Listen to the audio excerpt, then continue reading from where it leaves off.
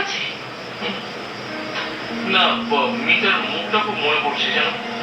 ও বলেছিল কি কি বলেছিল?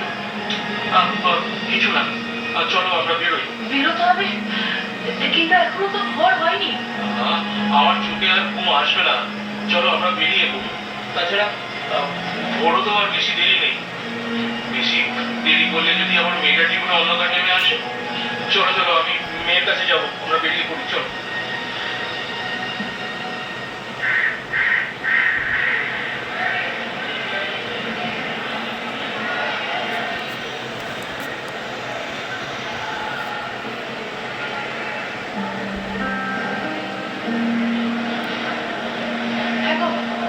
কোথায় আছে কি করে খুঁজবো? দাঁড়াও না, কিছু একটা ব্যবস্থা ঠিক হয়ে যাবে। আমার যে খুব ভয় লাগছে। মেয়েটা কিছু হলো না তো? হ্যাঁ, এত চিন্তা করো না, আমাদের মেয়ের কিচ্ছু হবে না, ওকে আমরা ঠিক বাড়িতে সুস্থ করে নিয়ে যাবো। কিন্তু কিন্তু ও যে মা হতে যাচ্ছে না, সেই নিয়ে কিছু হলো না তো? হতেও পারে, আগে তো মেয়ের কাছে পৌঁছোই, তারপর না। দিদি বলছি, আমার মেয়ে কোথায় আছে বলতে পারেন? কে আপনি? নাম কি? মিতা মিতা মিতা মাইতি। কেসটা কি? সেটা তো বলতে পারবো না। যা বাবা, আপনার মেয়ে কি জন্য ভর্তি? আমার জামাই ভর্তি করেছিল, কিন্তু আমাদের কোনো খবর দেয়। দাঁড়ান দাঁড়ান, কাল বিকেলে একটা মেয়েকে ভর্তি করানো হয়েছিল, কিন্তু বাড়ির লোক কাউকে পাওয়া যাচ্ছিল না।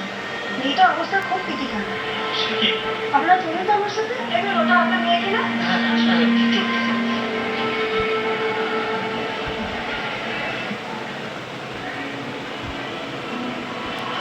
দেখুন তো মেয়েটাকে।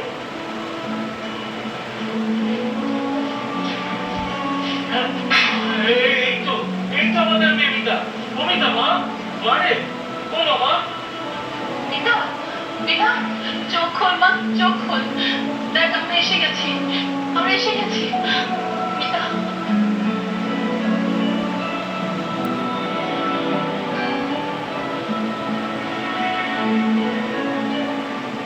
দিদি, দিদি ও কথা বলতে পারছে না কেন? কি হয়েছে ওর? মিতা, এখন উনি কথা বলতে পারবেন না, ওনার ভোকাল কোডটা পুরো নষ্ট হয়ে গেছে। ওনার অবস্থা একদম ভালো না। না, এই কিছুতেই হতে পারে না, ওর কিচ্ছু হতে পারে না। না রে মা, তোর কিচ্ছু হবে না, কিচ্ছু হতে পারে না। এই দেখ, তোর বাবা তোর পাশে আছে।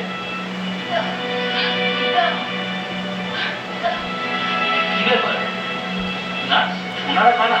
স্যার, ওনারা পেশেন্টের বাবা মা। ও তাই নাকি? হ্যাঁ স্যার, ও আমার মেয়ে, ও এমন কেন করছে? দেখুন, সত্যি কথা বলতে কি, ওনার অবস্থা কিন্তু ভালো নয়, ওনার ইমিউনিটিটা মারাত্মক। ও ঠিক হয়ে যাবে তো ডাক্তার? ও ঠিক হয়ে যাবে তো? দেখুন, ওভাবে তো বলা যায় না, তবে আমরা চেষ্টা করে দেখছি। আচ্ছা, যারা ওকে ভর্তি করে দিয়ে গেল তারা কারা?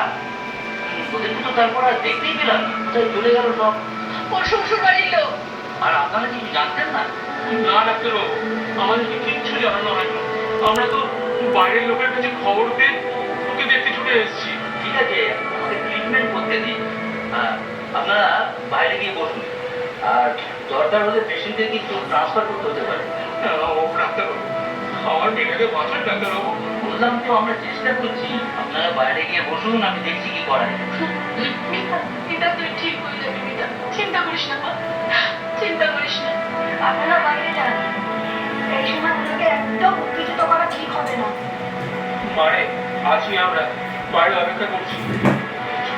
এসো।